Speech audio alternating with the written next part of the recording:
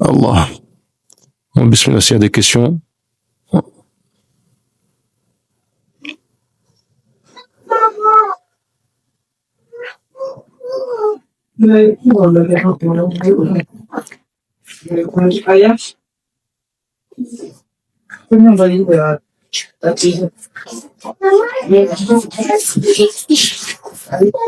Qu'est-ce qu'il fait? Non, non, non, non, non, non, non, non, ça tu là. C'est vraiment, vraiment, t'as raison, on est vraiment bien. Bismillah, s'il y a des questions. Wa alaykoum salam, petite Libé. Donc, pour petit rappel, hein, on va faire ces... Wa alaykoum salam. S'élever spirituellement fait-il élever la libido? Probablement oui. Il y a un lien entre la libido et la spiritualité. Maîtriser sa libido, avoir une grosse libido, etc., ça peut en faire partie. Oui, c'est bien ce que j'ai dit, ouais. Le prophète, alayhi salatu wassalam, avait la puissance de 30 hommes.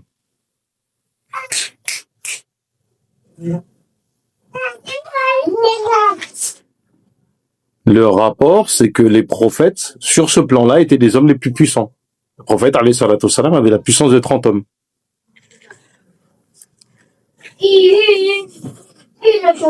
Ça... En fait, si tu veux, l'orgasme, en fait, et le plaisir dans cette dunya, ouais, 40, mais je sais pas, j'ai dit 30, mais ça se trouve, c'est 40, j'ai plus les chiffres exacts en tête. L'orgasme, en fait, dans cette dunya, est le plaisir qui se rapproche le plus du plaisir du paradis. Regarde qu'au paradis, en fait, il y a un lien étroit entre la puissance de ce point de vue-là.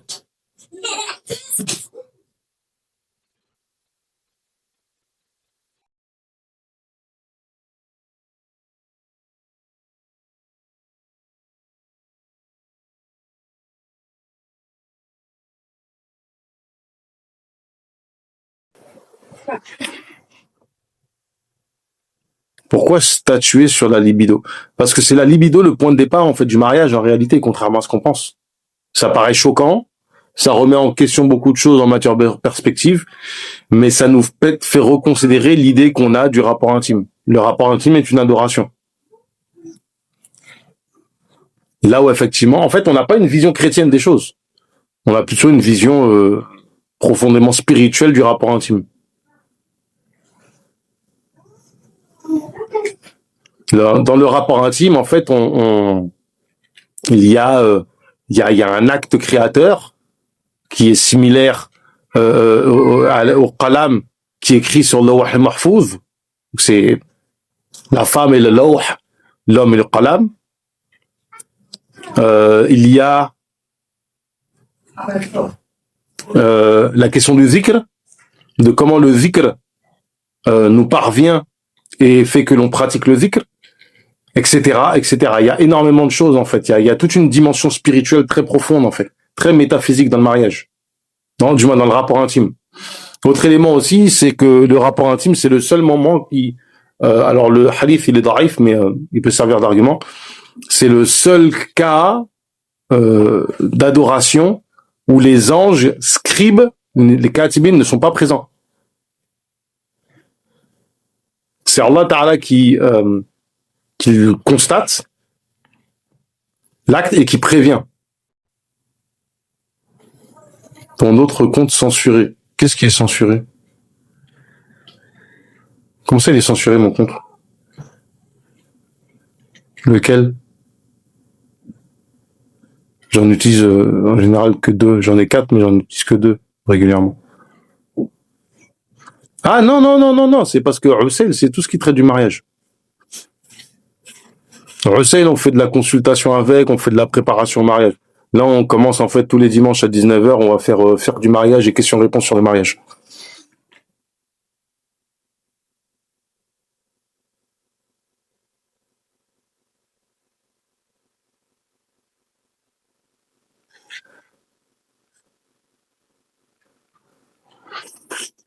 En matière d'élévation, bah, c'est de la hadra pure, hein. Il y a une présence d'Allah Ta'ala très intense. Wa alaykoum salam, très très très intense.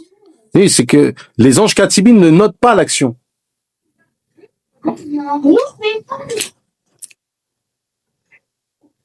C'est-à-dire que ils ne sont pas présents au moment de l'acte et ils le notent parce qu'Allah Ta'ala leur dit de noter l'acte une fois que c'est terminé, comme le lit l'imam Ad-Dardir dans son commentaire de la Kharida où il explique ça.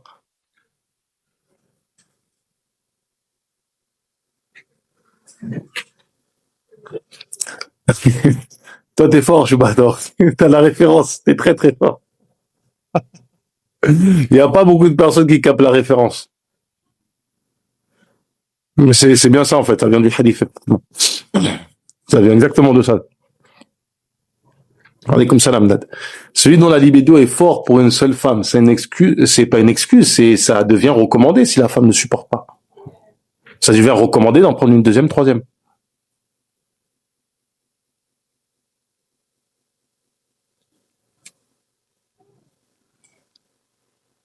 C'est-à-dire que lorsqu'on parle de rapport intime en islam, il faut bien comprendre qu'on parle d'une vraie ibada. Certains, tu prends par exemple l'imam Razali qui te parle de certains azkar à faire au moment de l'inzal là, très intéressant, détail non négligeable. Comment en arabe on appelle l'éjaculation de l'homme? Inzal. La même racine que nuzul. C'est pas anecdotique. Hein. Après, on peut partir loin, mais je vais me calmer. On va partir de couleurs de trucs, etc. Le jugement d'utiliser des moyens de contraception. Dans l'école Maliki, c'est le principe en soi est permis. Par analogie, en fait, avec le azl. Maintenant, la problématique du moyen de contraception, c'est est-ce que le moyen de contraception en question, il est similaire à un avortement ou au azl ou au coït interrompu. Et là, en fait, ça va être du cas par cas. Ça, c'est le premier aspect. L'autre aspect, c'est l'impact médical du moyen de contraception. Et là, en fait, on peut aller de la détestabilité, de la permission, voire l'interdiction. Parce que le moyen de contraception peut être mauvais pour la santé. Je pense à la pilule, par exemple. Ça peut être substitué à des nawafil. Les rapports intimes sont des nafilas. Ça peut, il y a même un avis dans une école qui dit que c'est obligatoire tous les 4 mois.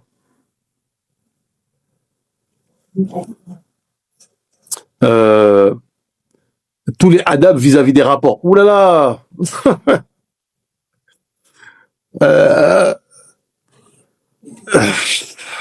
Il y en a plein. Hein. Bon, on va rentrer dans les grandes lignes pour faire simple. Déjà, le premier, c'est l'intention. C'est en faire une ibada. Considérer que c'est une adoration, un moyen de se rapprocher d'Allah. Une qurba. Ensuite, avoir l'intention comment on appelle ça? L'intention d'une descendance pour fortifier la communauté et rendre fier le prophète alayhi salatu wassalam. Deuxième intention qui élève le degré de cette ibada. Il y a les préliminaires. Très important. Les préliminaires avec sa femme. Jouer, s'embrasser, rigoler, et tous les préliminaires.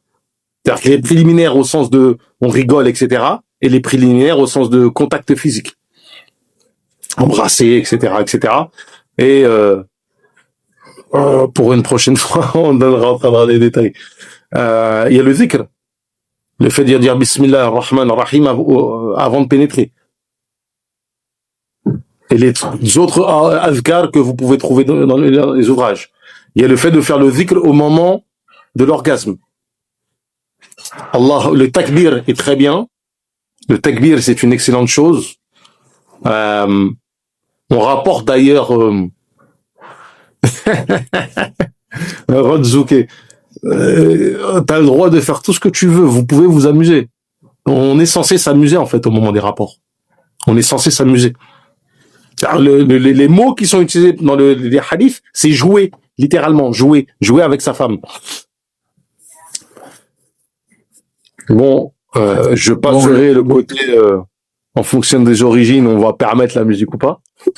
Mais techniquement parlant, étant donné que Je suis devenu un mec light qui permet la musique dans certains contextes. Si vous voulez mettre de la musique, allez-y, il n'y a pas de souci. Ah ouais, chaud. Euh, Non, c'est une dinguerie. mais pourquoi je t'entends pas? Alors, assalamu alaikum wa rahmatullah. D'accord, en fait, il n'y avait pas de son. Ah, tu m'entends pas? J'entends pas. C'est quoi cette histoire? Une dinguerie. J'entends pas. C'est bizarre, ça. N'écoute pas. Mais attendez, mais on est tous d'accord. Hein. Les gars, je sais pas si vous m'écoutez ou pas. On est tous. Ah, attends, mais j'entends pas. 30 secondes. Je vais faire un truc. Mais on est tous. 30 secondes, petit arrivé, parce que j'entends pas. Ok. Après, comme Adab, il y a plein de trucs, il y a plein de trucs qu'on peut rajouter, en fait. C'est Franchement, un tableau sur des Adab, en fait. Tu peux rajouter comme Adab. J'étais sur, en fait, le moment de l'orgasme. Pour l'homme, le moment de l'éjaculation, il est bien de faire soit le takbir, soit de dire Alhamdulillah alladhi khalaqna min al-ma. C'est ça le verset. Mais intérieurement. Le takbir, tu peux le dire à haute voix, pas. C'est rapporté, en fait, que il arrivait qu'on passait à côté de la maison de certains compagnons et qu'on entendait le takbir à certains moments de la journée. Pardon. Ouais, c'est beau. Voilà, c'est beau, profond. Waouh. Waouh, waouh, waouh.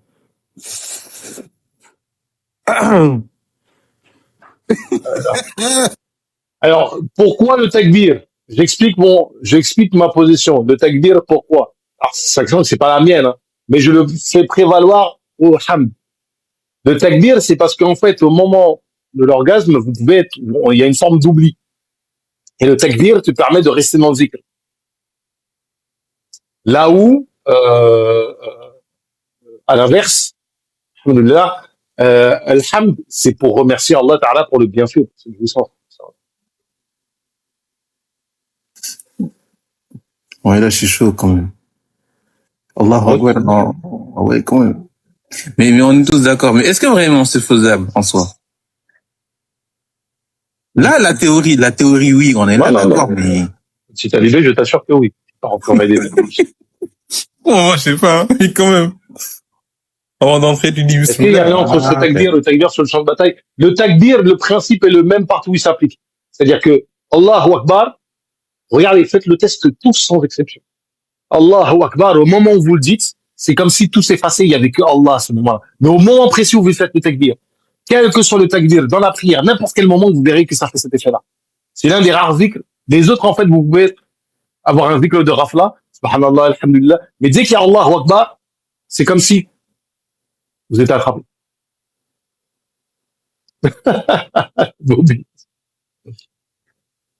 C'est un tue l'amour, ça, non?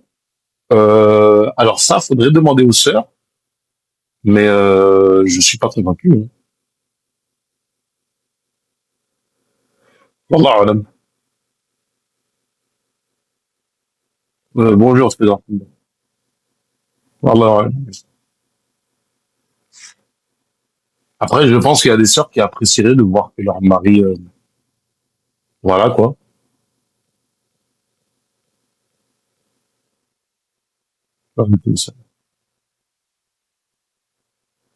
Effectivement, ouais, tout à fait. Ah ben Vera, t'arrives après la bataille.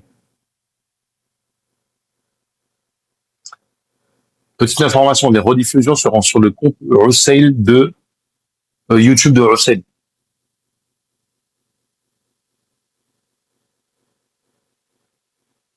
J'hésite, ou avec salam, à mettre les... Est-ce que je vais mettre les questions-réponses? Si c'est pas trop long, je les mettrai.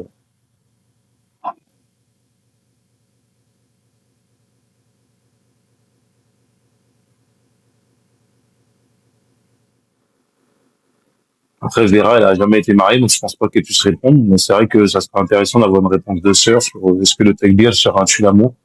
J'en doute, hein, mais une femme qui est un petit peu connectée spirituellement, je pense que non, elle va trouver ça agréable d'avoir un mari qui, même au moment du rapport intime, reste en fait dans les équipes. Abou, on est obligé de se marier. Il y a des cas où c'est obligé de se marier, oui. Il y a des cas. On l'a expliqué juste avant. C'est le cas de celui qui craint le zina.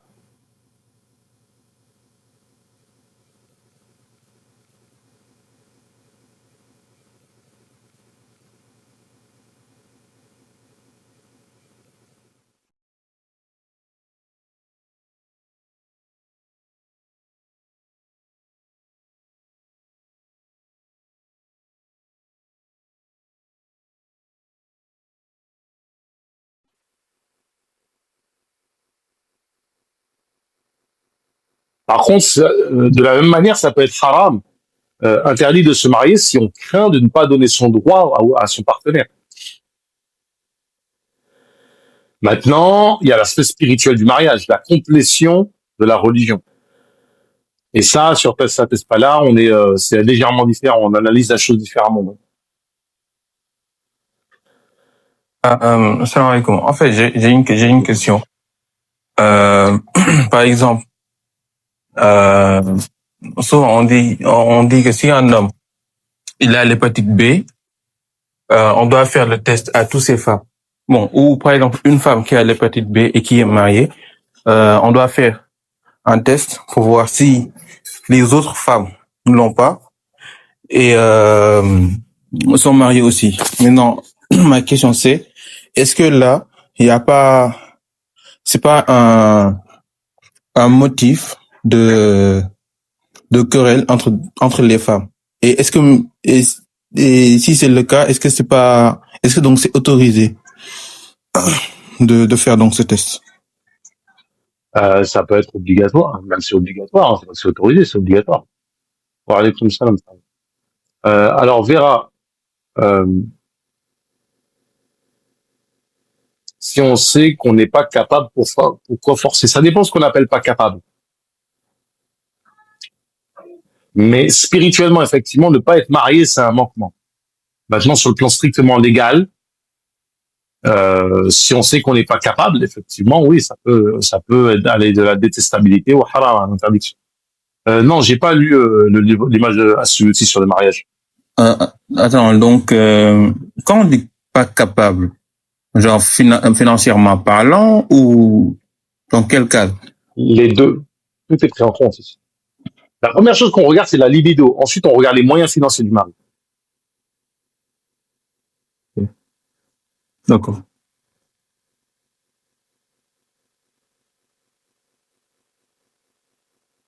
En fait, si tu veux, je suis pas tort. En fait, moi, les livres, j'ai 2 livres à la maison et effectivement, c'est le cas. Il y a un livre qui est un poème de Ibn Yamoun avec le commentaire de Gennoun. Et surtout, j'ai aussi des ouvrages, j'ai une traduction à la maison de euh, Rujou' al-Shabab, Sheikh, quelque chose comme ça, de Ahmed ibn Suleiman, le Cheikh l'Islam de l'Empire ottoman, du temps de Selim Ier. L'emprise puissante qu'on peut ressentir avec sa partenaire, c'est du fana. Ouais. Attends, j'ai une question. Si une personne, par exemple, il dit que bon, il fait des formations pour comment dire, des formations pour performer la relation intime que tu as avec ta femme. Par exemple, moi, je me lève, je dis, ah tiens, j'ai une idée, je vais créer une école de formation pour apprendre à certains hommes comment bien gérer leur femme ou dit. Est-ce que maintenant cet argent-là, il est halal ou pas? Oui, c'est pas halal. Ah mais vas-y quand même. Un argent où tu dois apprendre à... J'ai envie de te dire une chose, hein, je vais te parler français, c'est que je pense qu'il y a beaucoup plus de personnes qui devraient se faire former. Parce que déjà, premièrement, les mecs, on a une grande prétention, mais on est souvent des cassos.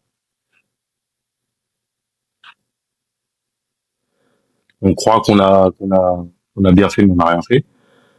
On n'est pas assez alerte sur le corps des femmes. D'ailleurs, les femmes aussi, des fois, sont pas assez alertes.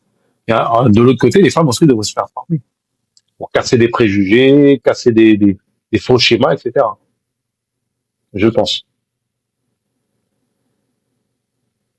Surtout un manquement sur l'éducation en soi. Hein. Mais c'est surtout qu'il y a des ouvrages dessus. Hein. Ah bon? Évidemment. Ah, je savais pas. Ah non, et moi, Avec, évidemment, quand même. Ah ouais. avec des détails sur les meilleures positions, les meilleurs moments de la journée, les meilleures choses à manger pour avoir de la puissance, qu'est-ce que ta femme apprécie, qu'est-ce que les femmes apprécient le plus, etc. J'avoue, ok, ok. Ça, moi, j'étais pas au courant, hein. Je pensais que, voilà, non, non, non, non, Bah, non. regarde dans Qurratul Aini, il y a deux, trois trucs que tu vas trouver dans Qurratul Aini, mais Hum, justement, il y a un ouvrage qui s'appelle Qurratul Uyun, et que je viens de dire tout à l'heure, c'est un commentaire d'un poème sur le mariage avec des détails assez, ça reste quand même assez spirituel. Et tu as des ouvrages qui sont pas du tout spirituels, où on cherche à te dire comment savoir satisfaire une femme et comment te satisfaire toi. ok, ok. Moi, j'étais pas au courant. On a une très grande tradition, très très grande tradition, des ouvrages, des dalils. Dans les commentaires, quelqu'un parlait de l'ouvrage de As-Suyuti, par exemple. Ah, et c'est, Ouais, j'étais pas au courant. Non.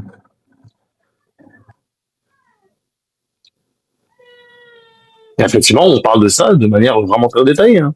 C'est-à-dire que, par exemple, aujourd'hui, les sexologues se disent, oui, les hommes ne connaissaient pas le clitoris. Apparemment, dans le monde musulman, si, hein. On le connaissait, le clitoris. Très bien. Est-ce que la différence sociale et l'éthique peut rendre le mariage détestable? Détestable, non. Non, pas détestable. Par contre, ça va être recommandé des fois de respecter la kafa'a. Ça, c'est une question qu'on va traiter lorsqu'on va avancer dans le fiqh du mariage. Sur le fiqh du mariage. Maintenant, sur le vivre ensemble, il y a des notions qu'on prend, dont on ne tient pas compte en fiqh, dont on tiendra compte ici. Pour des raisons d'évidence, hein. Je vais donner un exemple. Une femme se marie avec un homme qui n'est pas de sa communauté.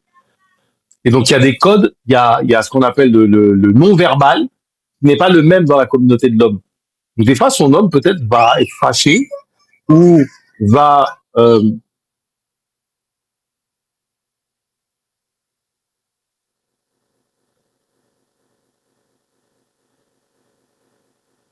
en fait, l'homme va des fois... c'est-à-dire que il y a des situations qui auraient été désamorcées très simplement si vous étiez, en fait, de la même euh, culture.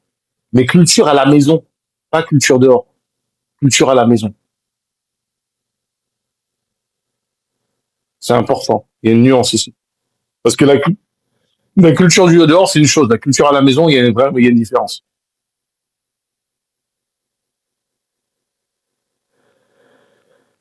Et ça va dans les détails. Hein. Ça parle de position, de comment tu mets la tête, de comment tu mets le coussin pour que le rein il soit mieux placé. Ça parle de tout ça. Hein. Ça rentre dans ce genre de détails.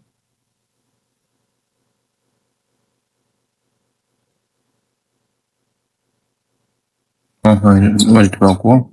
Mais attends, est-ce que le fait que, par exemple, une femme n'a pas envie de le faire est un motif, en fait, de est-ce que c'est comment l'expliquer? Il y a un hadith, si je ne me trompe pas, qui dit que oui, si une femme refuse son homme, il y aura les anges qui vont le maudire. Si je ne me trompe pas. Et donc, est-ce que, par exemple, une femme qui refuse parce qu'il n'a pas envie, ça, il veut pas offenser son mari, mais lui, si elle n'a pas envie, est-ce que c'est un motif, est-ce que, c'est une raison valable? Raison valable de quoi? Une raison valable, par exemple, est-ce que, si je ne me trompe pas, il y a des conditions bon, il y a des exceptions à cette règle-là. Par exemple, si la femme est malade, ou si... Oui, il y a ça qui rentre en compte. Ça, en fait, c'est si elle a la capacité. Si elle refuse d'en fait juste parce qu'elle n'a pas envie comme ça, en fait, elle rentre dans le hadith. Maintenant, la question, c'est que ce hadith-là, il nous indique cela, d'accord. Mais surtout, la question à se poser, c'est quel est le cheminement de la femme pour que son plaisir soit en raccord avec celui de son mari. C'est surtout ça, en fait, qui nous intéresse. C'est quel cheminement doit faire la femme pour que son plaisir soit raccord avec celui de son mari. C'est-à-dire que la femme doit être dans le fana fizaouj. Elle doit être dans le fana, dans l'annihilation, dans la disparition dans le mari. Ok. Mais non, j'ai une autre question. Je pense que c'est bon. Ma dernière question. Après, je dois faire un truc vite fait. Par exemple, il y a de ces mariages par exemple, au Sénégal, il y a des mariages où on mélange tradition et religion. Par exemple, il y a des traditions qu'on fait, par exemple, prendre un bol de lard et les deux, bon, toi, tu sais, on prend un bol de lard, les couples s'ils sont sur le lit, on le couvre un truc en haut et ils mangent, bon, ils font leur truc ensemble. Et par exemple, est-ce que ces genres de traditions-là, ils sont acceptés Y a pas de dans problème. les hommes? Y a pas de problème. Il n'y a pas de problème. Ok. Bah, ça, c'est quelque chose, ils sont dans le lit, ils mangent, et puis tranquille, il y a rien d'extraordinaire. Vous est récompensé pour tout rapport avec sa femme, même avec Rafla et sans dhikr, quelle récompense? Oui, parce que Aslan, c'est une adoration. Après, euh, euh,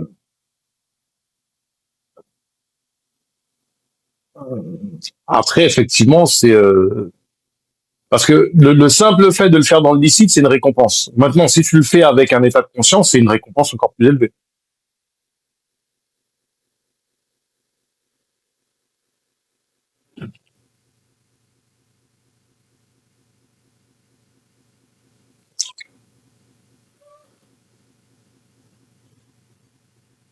Je vais bientôt vous quitter, je pense.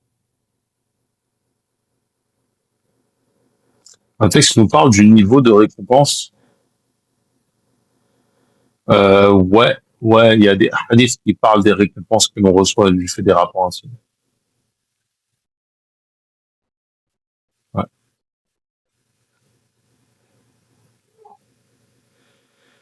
Il y a des hadiths, c'est pas les plus forts parmi les hadiths. Il y en a qui sont d'arrêt. Wallahu alam. On va terminer avec ça. Je vais répondre du frère petit chiite là. Euh, mon ami Farid, ce que tu appelles la sunna, c'est pas la sunna. Vous ne connaissez pas la sunna du prophète, alayhi salatu wassalam. Déjà, en fait, si tu avais un temps soit peu de science, tu aurais compris que tu es pas tombé sur un live où on est sur des débats de cet ordre. Par exemple, on va te dire que prendre sa femme par sa main, c'est dire hasanat. L'embrasser, c'est 20 hasanat. Lorsque tu la pénètres, c'est 30 hasanat, etc., ce genre de choses. Inch'Allah, peut-être qu'on aura l'occasion de le lire. Wa alaykoum salam. Loli. Voilà, non, Farid, c'est à toi d'être guidé. Les chiites, vous êtes des menteurs. Vous avez changé la religion. Si tu suivais la sunna, en fait, alayhi salatu wassalam, tu aurais justement obéi à l'imam Ja'far as-Sadiq, d'accord, qui a dit suivez Malik sur son lit de mort. Et le fait que tu présentes suivez Ahlul Bayt et pas les savants, déjà, c'est une phrase qui est bête. Parce que, selon toi, Ahlul Bayt ont des ulama. Et si on prend votre groupe de Ahlul Bayt, vous n'êtes même pas d'accord entre vous. Entre les Akhbari et les Usuli, vous n'êtes pas d'accord. Les Akhbari, par exemple, croient à la falsification du Coran. Les Usuli, non. Si tu rajoutes le fait qu'il y a aussi les Zaïdis, et les Zaïdis se divisent en plusieurs groupes qui ne sont pas d'accord. Je ne vais même pas te parler d'Ismaïli, qui ne sont pas d'accord sur qui est l'héritier de Ja'far as-Sadiq. Est-ce que c'est Moussa al-Kazim ou est-ce que c'est Ismaïl, son fils, etc., etc., etc., etc. Bref, euh, c'est de l'ignorance pure ce que tu dis. C'est quoi l'avis des Malikites actuellement sur le mariage avec des gens du livre en terre non musulmane? Ça oscille entre le macro très très fort et haram. Comme vous les sunnites, vous n'êtes pas d'accord. Sur les fondements de la religion, on est d'accord. Donc il n'y a pas de divergence sur le Coran, il n'y a pas de divergence sur les éléments fondamentaux. Vous divergez en fait sur des éléments fondamentaux en matière d'héritage. C'est-à-dire que vous, par exemple, les Zaïdis considèrent que vous êtes des égarés, considèrent que vous êtes éloignés de la religion. Parce qu'en fait, vous avez considéré que l'imam Zaïd n'a pas reçu de son père, ce qui paraît absurde, etc. Et la diversité des tafsirs, en fait, ne montre pas, en fait, c'est pas un argument. En fait, il me semble, toi, tu dois pas être un shit très instruit. Vraiment, les shit, ils sont un minimum instruits, intelligents. Tu dirais pas l'argument des 360 tafsirs, c'est ridicule. En tout cas, tu es venu, en fait, mettre une gâchée, t'aurais dû aller sur un autre truc. L'allaitement de l'adulte, que chez vous, non. Parce qu'il raconte, il n'y a pas d'allaitement de l'adulte chez les sunnites. Ça existe pas.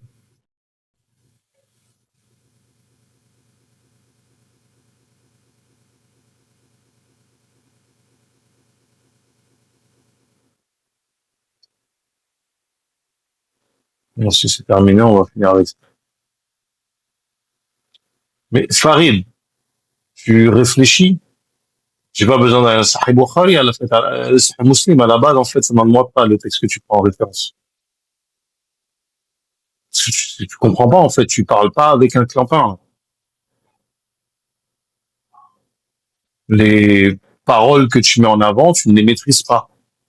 Tu fais comme n'importe quel islamophobe qui prend les textes, qui prend pas les références. On les connaît, ces textes-là. C'est toi qui les connais pas. Parce que tu dis n'importe quoi dessus. C'est pas parce qu'il y a un hadith, ça veut dire que c'est un avis retenu. C'est ridicule. On a fatigué, en fait. Il aurait fallu le bloquer depuis le début. Ils sont ignorants comme l'heure de pied. Comme t'es ignorant, t'as découvert, en fait, deux, trois textes et puis ça fait que,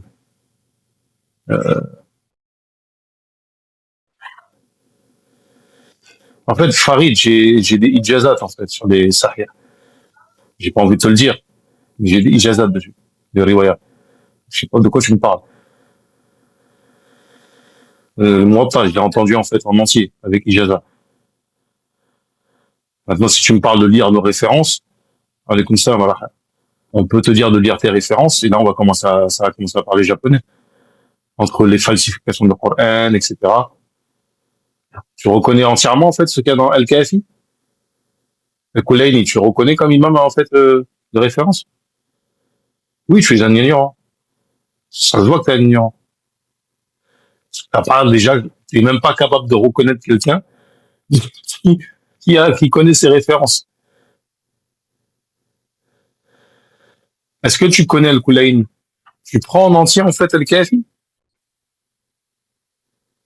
Je veux qu'on te rapporte, ouais, c'est un truc de fou, toujours des parasites. En fait, il te perturbe, est-ce que finalement, je vais mettre la session sur réponse à cause de lui? On m'a fatigué. La plupart des chrétiens culturels en Occident ne pratiquent pas, peuvent être qualifiés d'Ahlul Kitab. Alors, la problématique des Ahlul Kitab, euh, la problématique des Ahlul Kitab, oui, on peut les considérer comme Kitabi, mais le problème n'est pas là. Non, Omar et Aïcha ne disent pas que le Coran est falsifié. Effectivement, vous inventez des choses. C'est vous manipulez des textes, vous les inventez, ou des fois vous prenez des textes qui sont même pas authentiques, qui sont totalement forgés par des références, qui sont les vôtres. Pourquoi les adabs sur le rapport avec la femme sont souvent ignorés, voire pas enseignés? Parce que les gens n'enseignent pas le mariage correctement, tout simplement. Les gens n'enseignent pas le faire du mariage correctement, en règle générale. Alors, imagine-toi parler de la spiritualité dans le mariage, etc.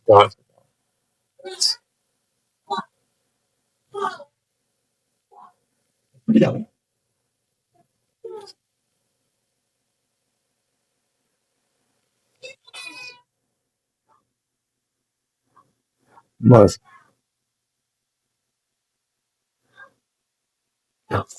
on va couper et ça sera disponible, Inch'Allah Ta'ala, sur le petit conseil.